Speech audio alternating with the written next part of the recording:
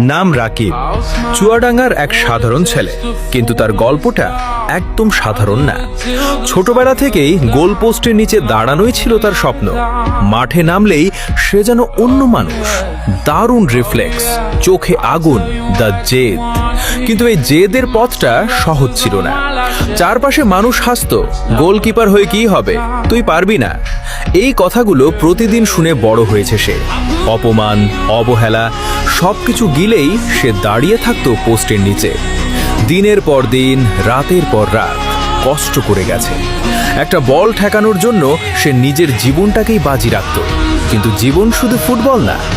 একদিন তার জীবনে এলো তার প্রিয় মানুষ, ভালোবাসা, যেটা মানুষকে শক্তিশালীও করে আবার দুর্বলও করে। রাকিব এক কঠিন সিদ্ধান্ত নিল। ফুটবল না, সে বেছে নিল তার ভালোবাসাকে। যে খেলাটা তার পরিচয় ছিল, সেই খেলাটার প্রতি আগের মতো টান আর থাকলো না।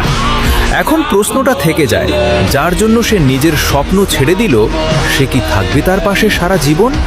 নাকি একদিন ফাঁকা মাঠের মতোই তার জীবনটাও হয়ে যাবে নিঃসঙ্গ?